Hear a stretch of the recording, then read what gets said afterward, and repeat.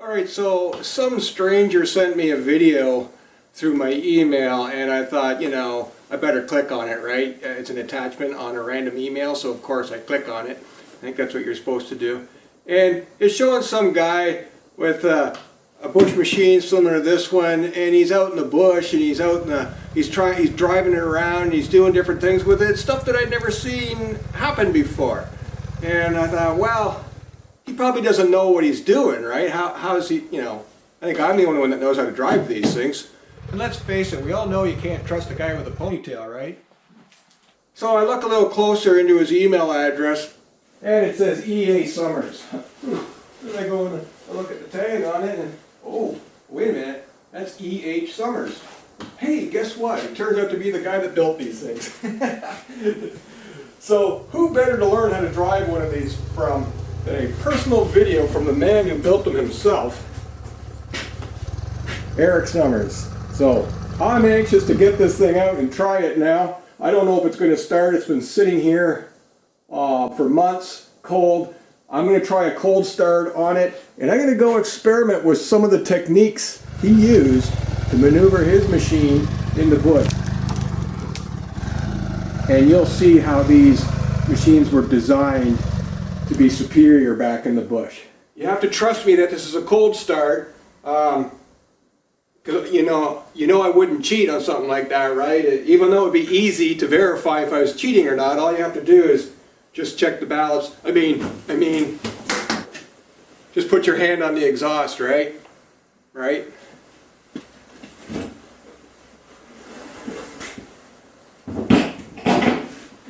Okay, so here's the exhaust pipe right here. Okay, I'm ready to start it now. Kidding. Alright, let's see what happens. Make sure both trannies are neutral. Maybe pump up the gas a bit here. I'm going to start it without choke first just to get things moving along here. Good enough. Choke. Choke on, no throttle.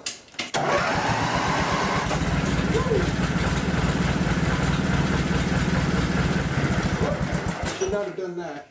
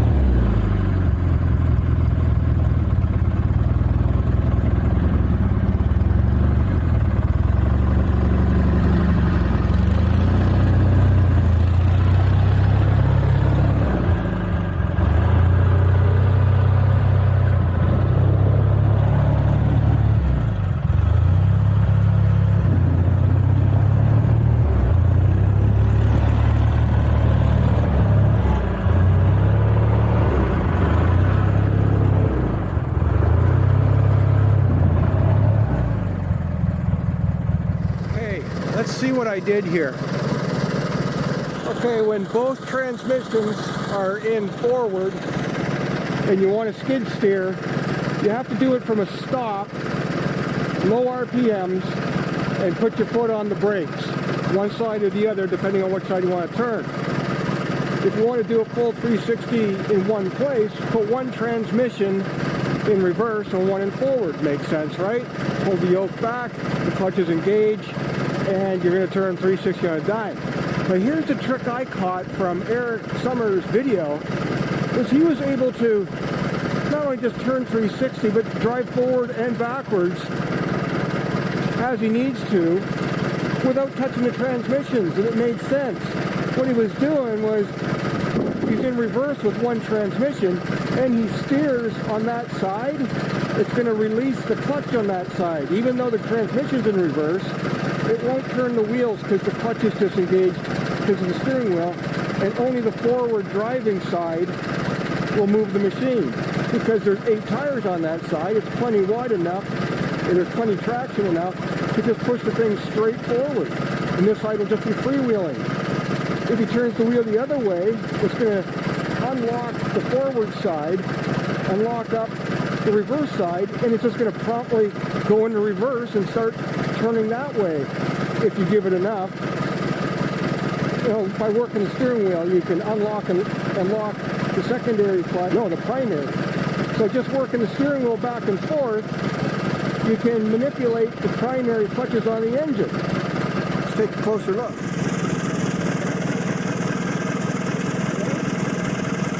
So you can see, I'd imagine you can see those primary clutches have an apparatus attached to them, one on each side. See those moving over there?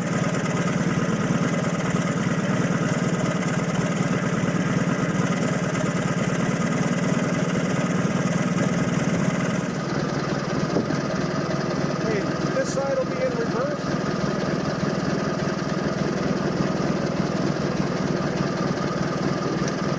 Reverse. And this side over here, can't see it probably, will be in forward. Alright? Just go straight back and we'll do a 360. Alright? If I steer this way, it's going to unlock the reverse side. Just go straight.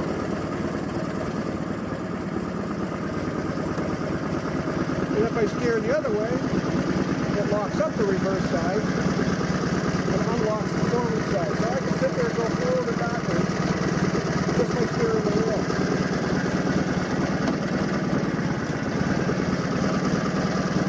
Alright, you're never going to use the brakes doing this method.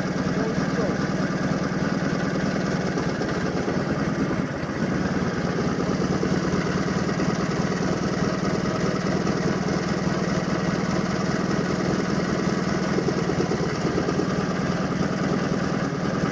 Ready to go forward again, just going forward and you're done.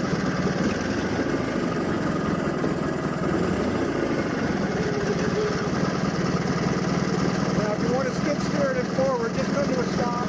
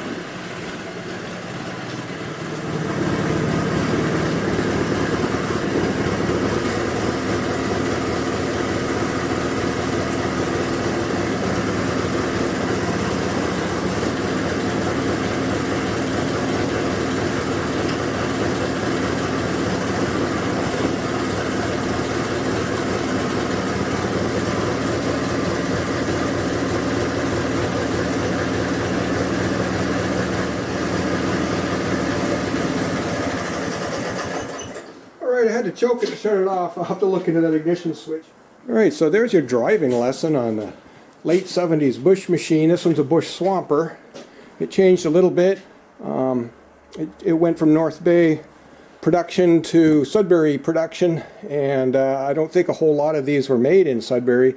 Most of them were the Bush machines, like I have over here, 1979 model there, were built in North Bay.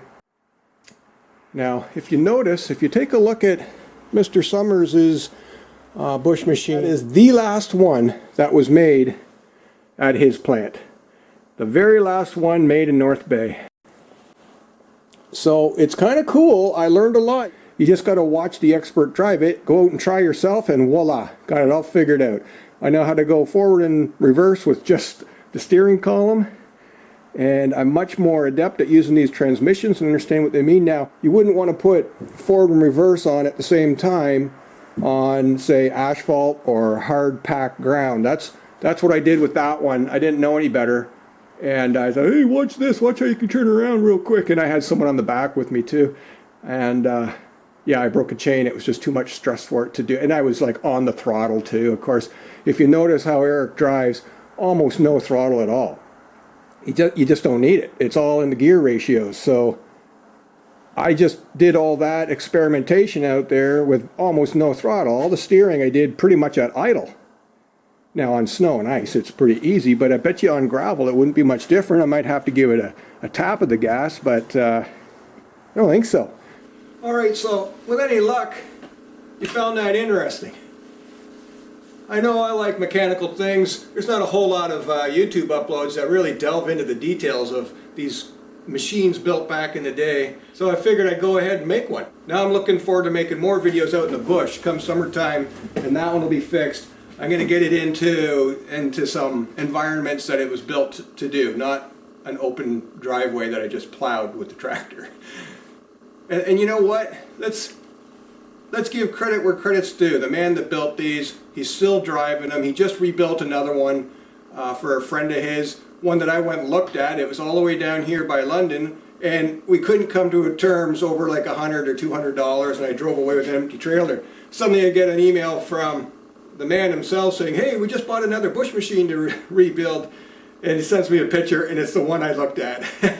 Drove all the way down here. So here's what happened. It was sold out of Sault Ste. Marie. A fella has a YouTube channel called Andre Porcheron. I'll post the text right up here. So check his video out. You'll see the project he started. Then he sold it to another fella over here, and looking at this map you can see how far it went. And then Eric and his friend Sean came down from North Bay, bought the machine, took it back to North Bay. So again, look at the map, this thing's traveling. And now here's a few pictures of it that they sent me, and it's looking like a brand new machine. So it's a small group of people that have these and love them and know how to work on them and know how they function, but it's a cool group. For example, Andre out in Sault Ste. Marie, I said, hey, I looked at your machine, and then guess who ended up buying it? It's right back at the factory that it was built back in 1979, being rebuilt. And he said, guess what? I have the manual for that. I gave him the address to the shop. He's sending the manual over to them. The manual's going right back with the machine it was sold with. I bought that one, put a video up, got contacted from a fellow named Chris up in Timmins. He gave me a ton of information. He mailed me manual for free on it, and that got me sort of understanding how they work inside the chain case and stuff. And then another fella contacted me. Oh, I can't remember all the names, but a fella contacted me right here in London. He's got 2 of these as well. So what are the odds? I think there's 140 of these built total, and 4 of them are in London. Oh, I messaged someone on 6x6world.com, and he had this one. And he was like a half an hour from me, and he was up to selling it at the time. He'd had it for a long time, gave me a really good deal. Steve, his name was, and gave me a super deal because he knew that I was passionate about these. It was more than just a guy that was going to, buy it, tear it apart, wreck it, some drive it off a cliff or something. He knew that I had a real interest in it, so he cut me a really good break. I'm sure he probably wanted another $500 on top of my offer, but he just said, you know what, I know you're going to work on it. I've got other projects. Let's make the deal. So there's still some really decent people out there.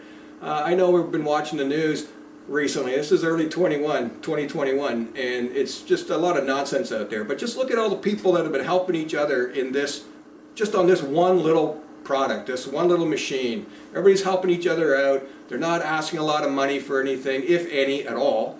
All right, so from Ontario, take care folks, and we'll see you next time. Cheers. Watch out.